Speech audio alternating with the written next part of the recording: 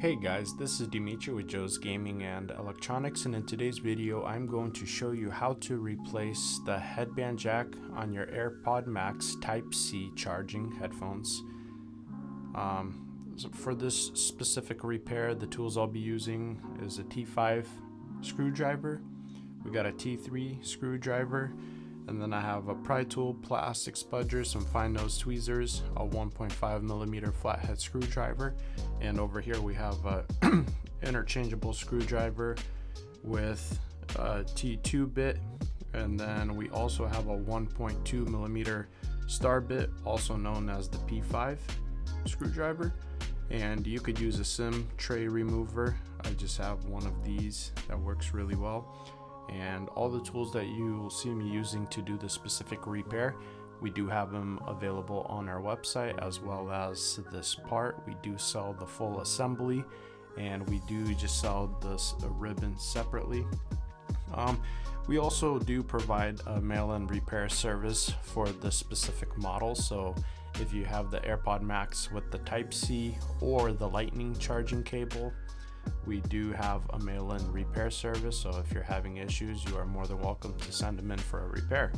So for this specific model and specific issue and repair that we're doing, the customer's headphones, they do not want to power on or go into Bluetooth pairing mode. If he plugs them on the charger, they'll charge, they'll do a reset, but it just will not go into pairing mode. After inspecting the headband jack, I noticed that it has some damaged pins on the right side, so we're going to replace the old one with a new one. So first, what I'm going to do is remove the right cup from the headband assembly. You could use a SIM tray remover or something small enough to fit into this little hole. We'll just place that in there, push down on it, and pull the headband right out. We'll set that aside, make it a little easier for us to work with. And using the interchangeable screwdriver, I'm going to rock the 1.2 star bit or the P5.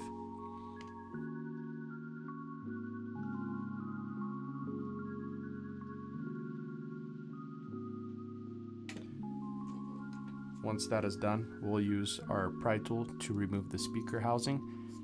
Make sure that when you are removing this or prying it off, where you see the R on the right side, pry on the opposite side, because we do have a flex ribbon that is connected to the sensor, also plugged into the power board. So we do not want to pry on this side because we'll damage it, and that's a common problem that people have when they're trying to do repairs on their own.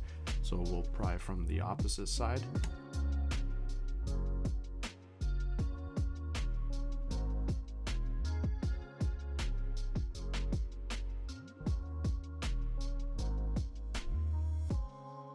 Once we got this opened up, we'll use our T3 screwdriver to remove the speaker driver.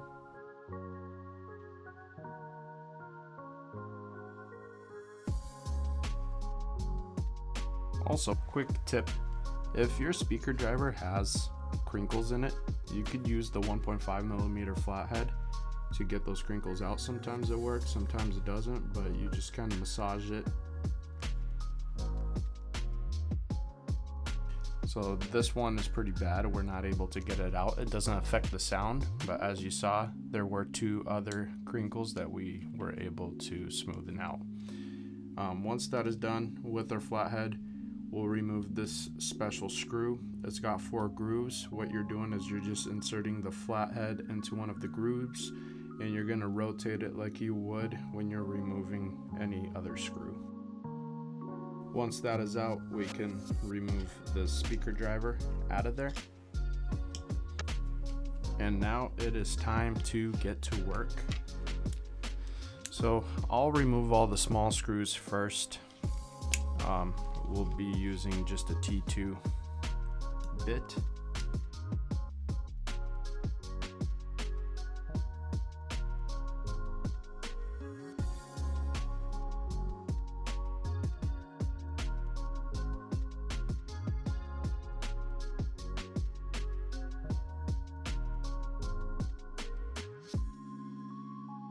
And since we're here, this metal tab, we're going to just bend it up like so. And now using the T3, we're going to remove the battery screw right here.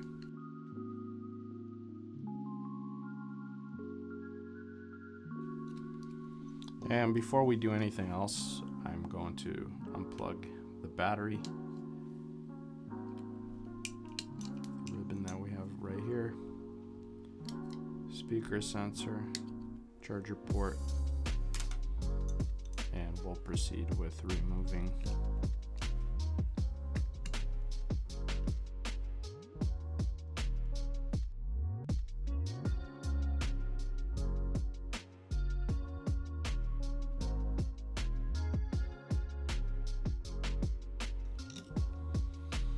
Alright, once the T3 screws are out, there's two T5 screws that are holding the battery. We got one on this side.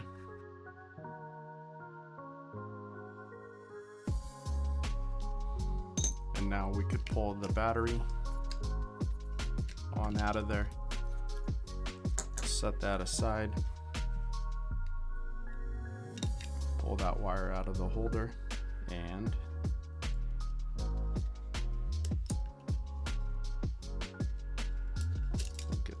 board out of there.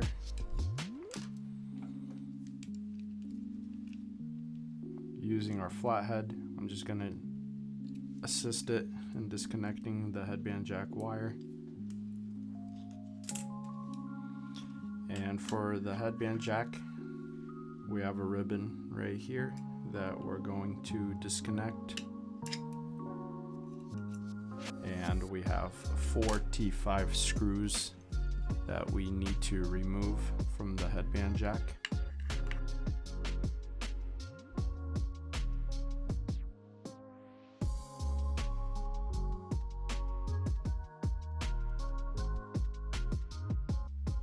Once those screws are removed, I'm using the fine nose tweezers to kind of pull this ribbon back so that it doesn't get damaged by this piece. Even though we're replacing this headband jack, we're still able to refurbish the piece that has the pins where the headband plugs into. So we'll set the defective one aside, grab the new and refurbished one. So when I say tuck it in, I mean this ribbon. We're just simply pulling it in like this just to get it past this point so that it doesn't just end up damaging the ribbon.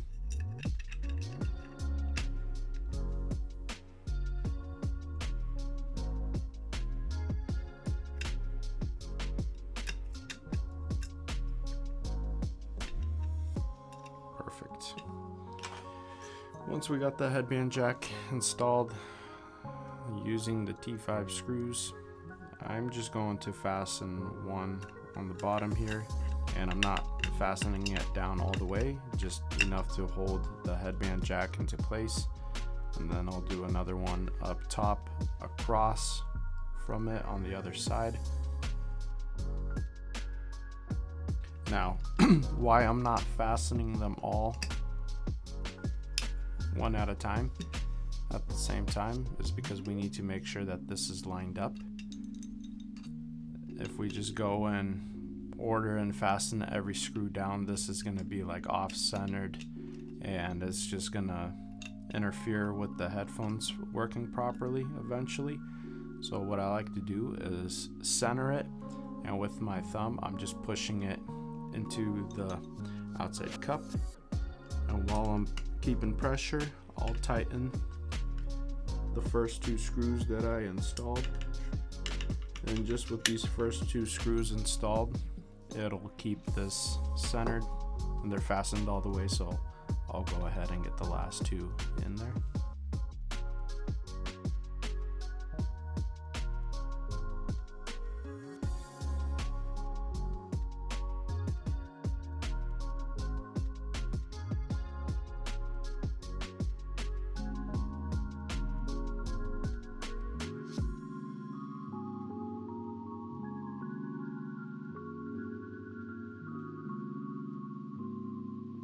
Alright, once those screws are installed, we need to plug in this ribbon.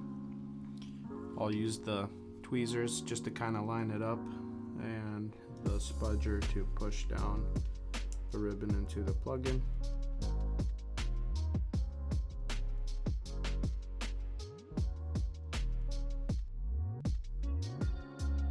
And with the little T2 screws,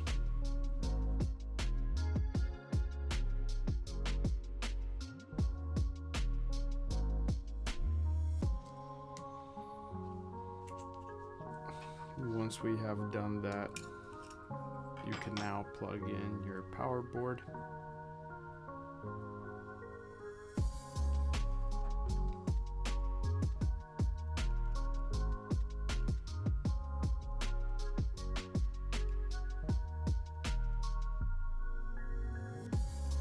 Make sure it's plugged all the way in. And I'll just pull this ribbon right here where my pointer finger is. I'll just pull it down. Kind of makes it a lot easier when you're installing this. And just make sure that these two are over the top of the power board.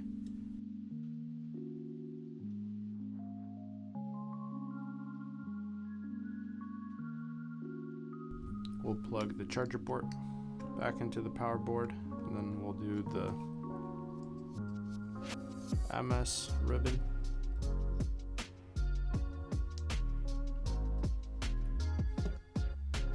And using our T3, I'm going to secure the power board to the outside cup.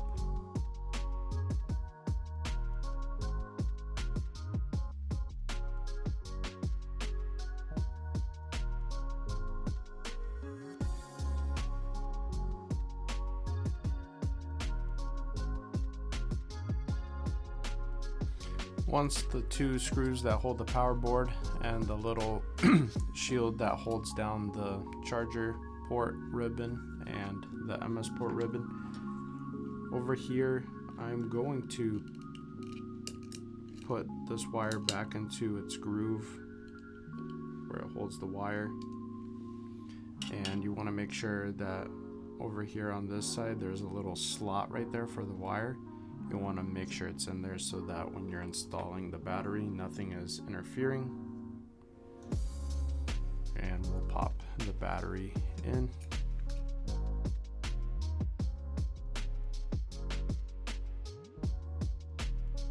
Once the battery is in, we'll install the T5 screws that we pulled from the sides first.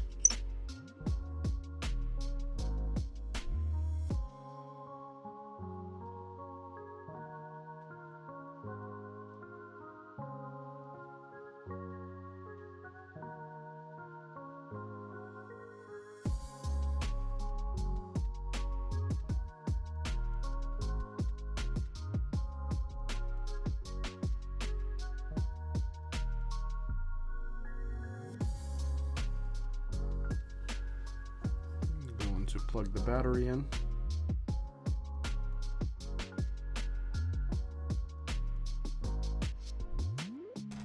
Once the battery is plugged in, you could proceed with installing this shield. If you look really closely, you'll see grooves right there, little slots. There's two of them. You want to make sure that these go into the slots.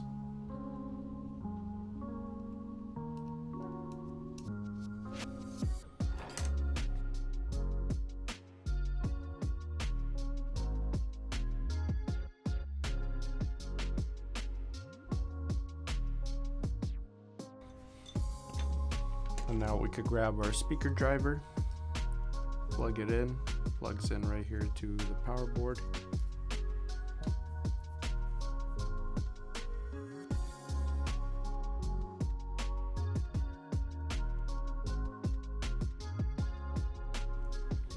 And then we have one more shield with the itty bitty screw.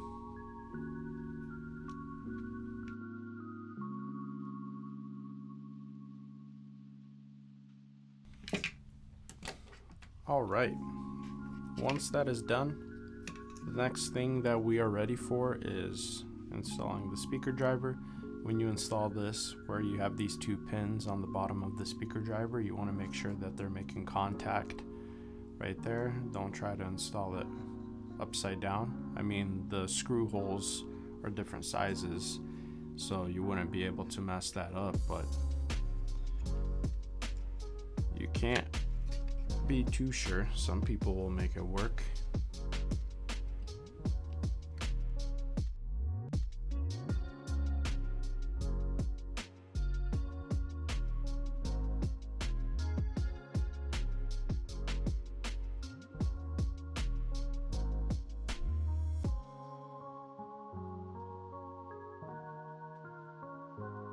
We can close this up.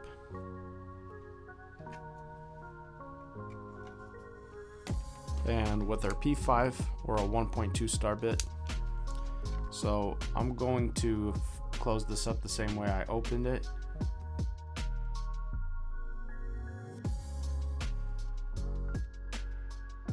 Once that is done, we have successfully completed the repair. Last thing that we need to do is just attach this to the headband. In the beginning, when I removed this, I had the headphones laying flat, and that's how I removed it. You want to make sure that the way you remove it is the same way you install it. If I try to install it like this, I'm literally gonna damage all the pins in the headband jack, and then now you have a defective headband jack and your repair was unsuccessful. So I removed it this way. That's the way I'm going to install it.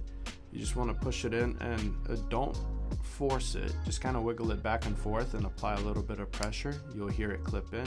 So in this case it did, and you have successfully completed the repair on your AirPod Max Type-C charging headphones. Once again, all the tools you saw me using to do this repair, we do have them available on our website, as well as the parts. We offer repairs for both generation AirPod Maxes, so if you wish to send them in and have us fix your headphones, you are more than welcome to do so. Thanks for watching the video, guys. If you guys love what we do, please support us. You guys can click on the links that we have on the end screen. You guys can buy our parts, sales, or service so we can continue to make great videos for you guys for many more years. Thank you.